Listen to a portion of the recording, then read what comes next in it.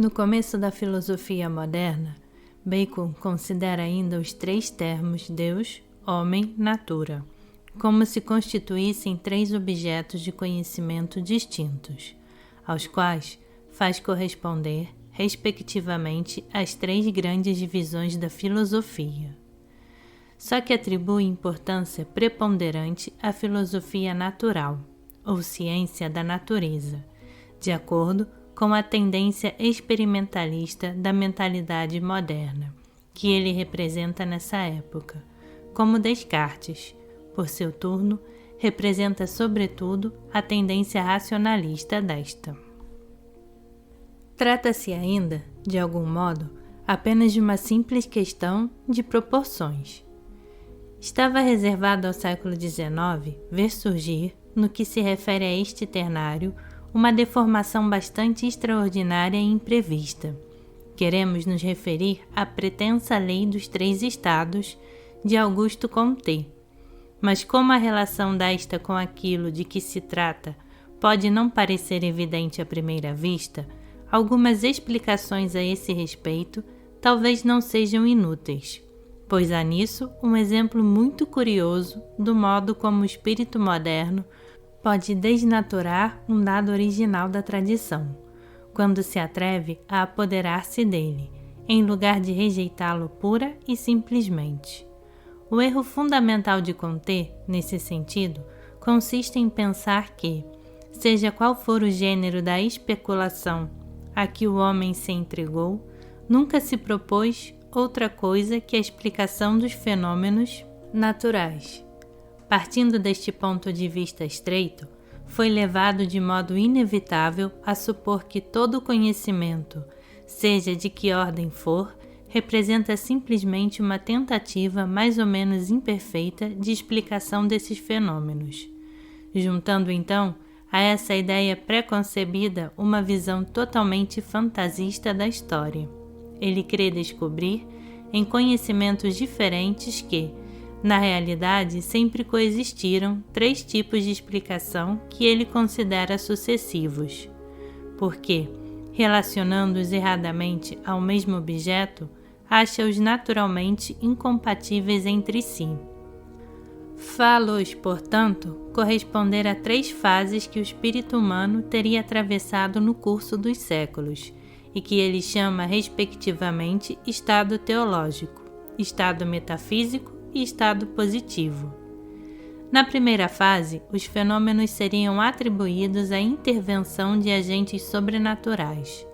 Na segunda, relacionar-se-iam a forças naturais inerentes às coisas e não mais transcendentes em relação a elas.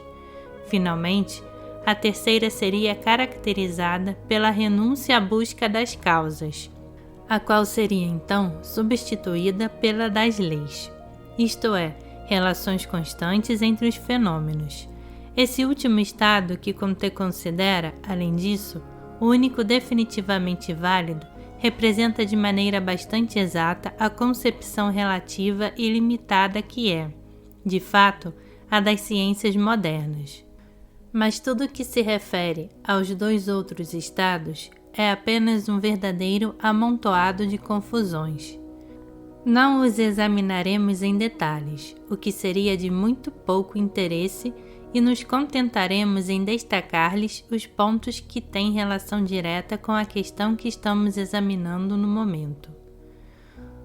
Comte pretende que, em cada fase, os elementos de explicação a que se apela seriam coordenados gradualmente, de modo que se chegasse, em último lugar, à concepção de um princípio único que abarcasse a todos. Assim, no estado teológico, os diversos agentes sobrenaturais, concebidos de início como se fossem independentes uns dos outros, teriam sido em seguida hierarquizados, para sintetizarem-se finalmente na ideia de Deus. Do mesmo modo, no pretenso estado metafísico, as noções das diferentes forças naturais teriam tendido, cada vez mais, a fundirem-se na de uma entidade única, designada como natureza. Vemos além disso, por essa razão, que Comte ignorava de todo o que é a metafísica, pois desde o momento que se trata de natureza e de forças naturais, é evidentemente de física que se trata e não de metafísica. Ter-lhe-ia bastado se reportar a etimologia das palavras para evitar equívoco tão grosseiro. Seja como for, vemos aqui Deus e a natureza, considerados não mais como dois objetos de conhecimento, mas apenas como duas noções a que conduzem os dois primeiros dos três gêneros de explicação considerados nessa hipótese. Resta o homem, e é um pouco mais difícil ver como ele representa o mesmo papel em relação ao terceiro, mas, apesar disso, é bem assim na realidade. Isso resulta, na verdade, do modo como Comte encara as diferentes ciências. Para ele, elas chegaram sucessivamente ao estado positivo, numa certa ordem, cada uma delas sendo preparada por aquelas que a precederam, e sem as quais ela não teria podido constituir-se. Ora, a última de todas as ciências, segundo essa ordem, aquela, por conseguinte, a qual todas as outras chegam e que representa assim o termo e o cume do conhecimento dito positivo, ciência que Comte deu a si mesmo, de certo modo, a missão de constituir. É aquela a que se atribuiu o nome bastante bárbaro de sociologia, que entrou desde então no uso corrente. E essa sociologia é precisamente a ciência do homem, ou, se prefere, da humanidade, encarada naturalmente do ponto de vista exclusivamente social.